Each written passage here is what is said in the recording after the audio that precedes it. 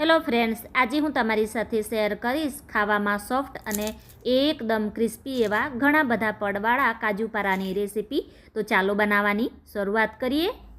હવે અહીંયા મેં 1 વાટકી મેદો લીધેલો છે અને એ જ વાટકીના માપથી અડધી વાટકી ઘઉંનો લોટ લીધેલો છે। તો જે આપણે રોટલી બનાવવા માટે યુઝ કરીએ ને તે જ લીધેલો છે અને એ જ વાટકીના માપથી અડધી વાટકી ઝીણો રવો લીધેલો છે। જો તમારી પાસે ઝીણો રવો ના હોય તો સોજીને તમારે મિક્સર જારમાં ગ્રાઇન્ડ કરી અને લેવાનું। હવે એમાં સ્વાદ પ્રમાણે કે પછી અડધી ચમચી જેટલું મીઠું, 1 નાની ચમચી અજમાને આ રીતે હાથથી મસળી અને ઉમેરવાનું અને 1 નાની ચમચી જીરાને પાટલી ઉપર આ રીતે વેલણથી ક્રશ કરી અને ઉમેરીશું, એટલે લોટમાં એ એકદમ સારી રીતે મિક્સ થઈ જશે। હવે આટલી વસ્તુ ઉમેર્યા પછી લોટને આપણે કોરી વસ્તુની સાથે સારી રીતે મિક્સ કરી લેવાનું છે અને મિક્સ થઈ જાય પછી એમાં આપણે મોણ માટે ઘી ઉમેરીશું। તો અહીંયા તમે ઘીની જગ્યા પર તેલ પણ લઈ શકો છો। તો 2 મોટી ચમચી મેં પીગળેલું ઘી ઉમેરેલું છે। સારી રીતે લોટમાં ઘસી અને મિક્સ કરી લઈશું। તો મોણ અહીંયા આપણે આ રીતે મુઠ્ઠી પડે ને એ રીતેનું ઉમેરવાનું છે। હવે લોટ બાંધવા માટે અહીંયા મેં નોર્મલ પાણીનો જ ઉપયોગ કરેલો છે। તો કેટલા પાણીની મને જરૂર પડીને તે પણ હું તમને જણાવું છું અને થોડું થોડું પાણી ઉમેરતા જઈશું અને એનો આપણે લોટ બાંધી લઈશું। તો આ રીતે લોટ બંધાઈ જાય એટલે થોડી વાર માટે તમારે એને સારી રીતે મસળી અને સ્મૂથ કરી લેવાનું। તો આ રીતેનો અહીંયા આપણે મીડિયમ સોફ્ટ હોય ને એ રીતેનો અહીંયા આપણે લોટ બાંધવાનો છે। તો હવે એને આપણે ઢાંકી અને 10 થી 15 મિનિટ માટે સેટ થવા માટે રાખી દઈશું। તો આ રીતેનો લોટ બાંધવા માટે મને અહીંયા જે વાટકીના માપથી લોટ લીધેલા છે ને એ જ વાટકીના માપથી અડધી વાટકી જેટલા પાણીની જરૂર પડી છે। હવે કાજુ પારા આપણા ઘણા બધા પડવાળા બની અને તૈયાર થાય એના માટે સાટો તૈયાર કરવાનો છે। તો એના માટે મેં અહીંયા પીગળેલું 2 મોટી ચમચી ઘી લીધેલું છે અને સાથે જ 2 મોટી ચમચી મેદો લીધેલો છે। મેદાની જગ્યા પર તમે ચોખાનો લોટ કાં તો પછી કોર્નફ્લોર પણ લઈ શકો છો। સારી રીતે એને આપણે આ રીતે એક જ દિશામાં ફેટી અને મિક્સ કરી લઈશું। તો સાટો આપણે આ રીતેનો ના તો બહુ જાડો ના તો બહુ પતલો એ રીતેનો રાખવાનો છે અને હવે લોટને સેટ થતાં 10 થી 15 મિનિટ જેટલો સમય થઈ ગયો છે। તો ફરીથી એને આપણે મસળી અને સ્મૂથ કરી લઈશું અને આ સમયે જો તમને લોટ થોડો પણ કઠણ લાગે તો 1 જ ચમચી જેટલું પાણી ઉમેરી અને ફરીથી તમારે એને સેટ કરી લેવાનું। તો લોટને સારી રીતે મસળ્યા પછી એક સરખી સાઇઝના મેં એના 8 જેટલા લુવા બનાવી અને તૈયાર કરી લીધેલા છે। હવે એની આપણે રોટલી વણીશું। અને હા ફ્રેન્ડ્સ, અહીં હું તમને એક રિક્વેસ્ટ કરીશ, ચેનલ પર નવા હોય, ચેનલને હજી સુધી સબસ્ક્રાઈબ ના કરી હોય તો પ્લીઝ કરી લેજો અને બાજુમાં આવેલા બેલ આઇકોનને પણ દબાવી દેજો કે જેથી નવા વિડીયોના નોટિફિકેશન તમને સૌથી પહેલાં મળી જાય। તો રોટલીને અહીંયા આપણે એકદમ પતલી નથી વણવાની, આપણે પૂરી વણીએ ને એ રીતેની થિકનેસ પ્રમાણે રોટલીને વણવાની છે। તો આ રીતે એક વાસણમાં થોડો એવો લોટ છાંટી અને એની ઉપર આપણે રોટલીને રાખી દઈશું। તો આવી જ રીતે અહીંયા આપણે બધી જ રોટલીને બનાવી અને તૈયાર કરી લેવાની છે।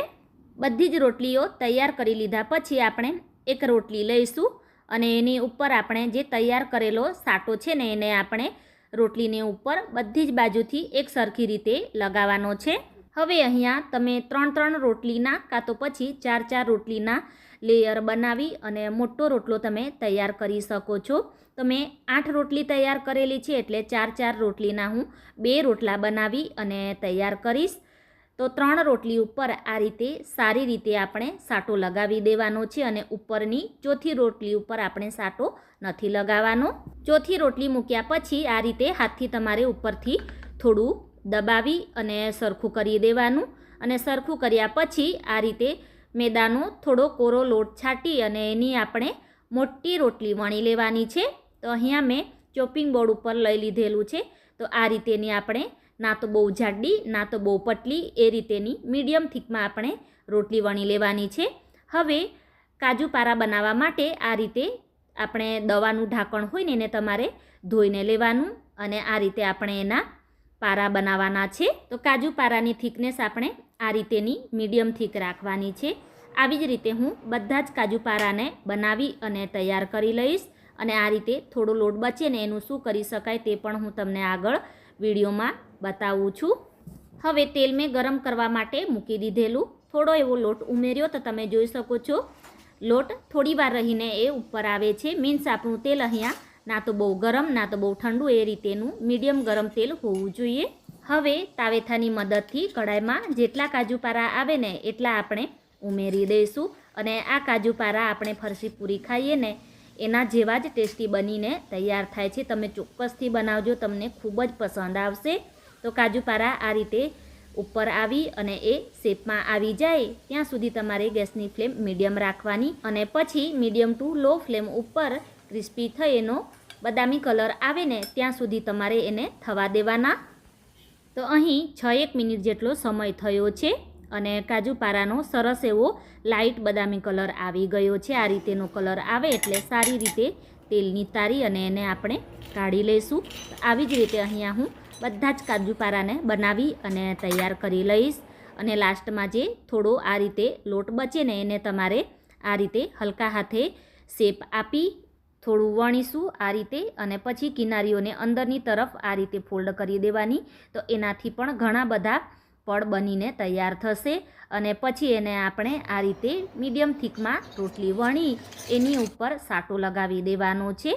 આ રીતે સાટો લાગી જાય એટલે એની એક સાઈડને ફોલ્ડ કરી એની ઉપર પણ સાટો લગાવીશું અને સામેની સાઈડને પણ ફોલ્ડ કરી એની ઉપર પણ સાટો લગાવી અને ચોરસ શેપ આપી ચોરસ શેપમાં જ એને આપણે ના તો બહુ જાડી ના તો બહુ પતલી એ રીતેની એને આપણે વણી લેવાનું છે. આ રીતે ચોરસ શેપમાં વણાઈ જાય એટલે મનગમતા શેપમાં કટ કરી એને પણ તમારે તળી લેવાનું. તો તૈયાર છે અહીંયા આપણા કાજુ નમકીન પારા. તમે ચોક્કસથી બનાવજો, તમને ખૂબ જ પસંદ આવશે. Thanks for watching.